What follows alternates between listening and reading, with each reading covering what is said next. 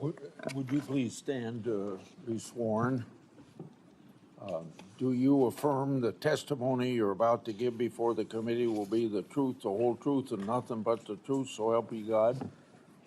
Thank you for that positive response. Please go ahead and give your opening statement. Kristi Noem, you should be ashamed of yourself. I'm a former FEMA Okay. well, your agency. FEMA employees should be responding to disasters, not ICE. You should be ashamed of yourself. Your staff say abolish ICE. Your staff say abolish ICE. Your staff say abolish. You may proceed. Thank you, Mr. Chairman, and thank you to the ranking member, Senator Durbin, as well, and the distinguished members of this committee. I appreciate the opportunity to be with all of you today and talk about the important matters and work that the Department of Homeland Security does every single day. The Department of Homeland Security. Hey, could maybe pull the microphone closer to you, please? Okay. And the red light is on? Yep, it is. Okay, proceed. The Department of Homeland Security was established in the aftermath of 9/11, one of the darkest days in our nation's history. That resulted in the death of nearly 3,000 Americans. The mission of the Department of Homeland Security at that time was just as critical as it is today. We protect our American people, we prevent acts of terrorism, and we defend our homeland. Every action that the Department of Homeland Security takes is guided by that mission and by that responsibility. Thanks to President Trump's leadership and the hard work of the men and women of DHS, our department has delivered historic results and has made our communities safer. Since the start of President Trump's second term, daily encounters along the southwest border declined by 96% compared to the Biden administration's daily average. We've reached the lowest levels ever recorded in U.S. Customs and Border Protection's history. In President Trump's first year, total Border Patrol apprehensions along the southwest border were less than the average of a single month under the Biden administration. For 10 straight months, the Border Patrol has released 0 illegal aliens into the interior of the United States. And in President Trump's historic first year back in office, nearly 3 million illegal aliens have left the United States as a result of the administration's enforcement efforts from following the law. That includes 2.2 million that have voluntarily left and returned back to their home countries, and more than 675,000 detainments and deportations.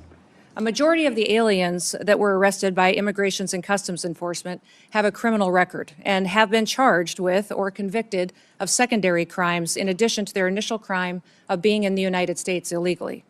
During this period, ICE has arrested over 1,500 known and suspected terrorists, more than 7,700 known gang members, many of them that were allowed to come into this country under the Biden administration.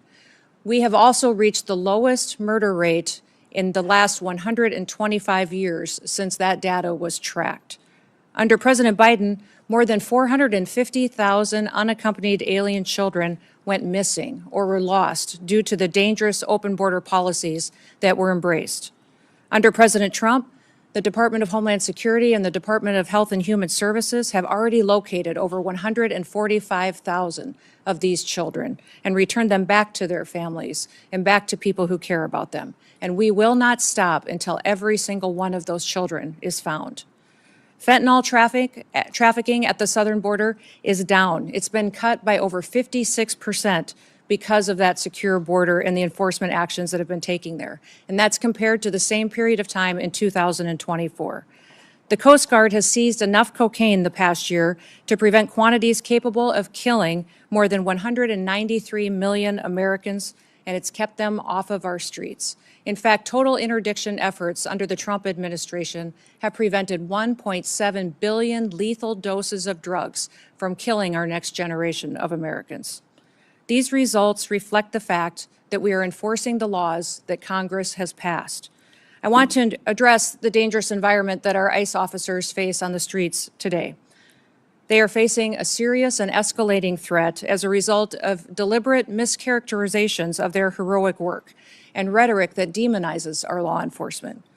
DHS has documented an 8,000% increase in death threats against our ICE officers and their families, as well as more than 1,300% increase in assaults while carrying out the lawful enforcement operations that they do every single day. I recognize that members of this committee may hold differing views about immigration policy, but it's important that we distinguish between disagreements over policy and the department's operational responsibility to enforce existing law that has been passed by Congress. It's our duty as a department to defend our homeland. The latest Democrat-led shutdown of DHS is reckless, it's unnecessary, and it undermines the American national security, and it harms the men and women who work at DHS and their families.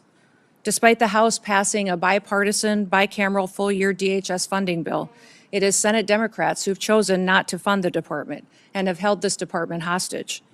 As a result, critical national security missions, including border security, immigration enforcement, aviation security, disaster response, cybersecurity, and the protection of critical infrastructure are all being strained. Our ability to provide for a safe and successful World Cup is being hindered as well. More than 100,000 dedicated DHS employees are once again being asked to work without pay for the third time in just 5 months. At a time when we've produced the most secure border in history and removed nearly 3 million illegal aliens from our country, disrupting the department responsible for those gains is indefensible. I want to thank the men and women of the Department of Homeland Security for their professionalism, for their dedication, for their commitment to keeping America safe and continuing to show up and work even though they aren't being compensated for it. They've kept us safe and they have patience, and our success is only possible because of their service and sacrifices. I also want to thank our angel families that are behind us to tell their stories and testimonies, and also thank my husband for being here in support as well. Thank you for the opportunity to testify, Mr. Chairman, and to all the distinguished members. I look forward to your questions today. With that, I yield back.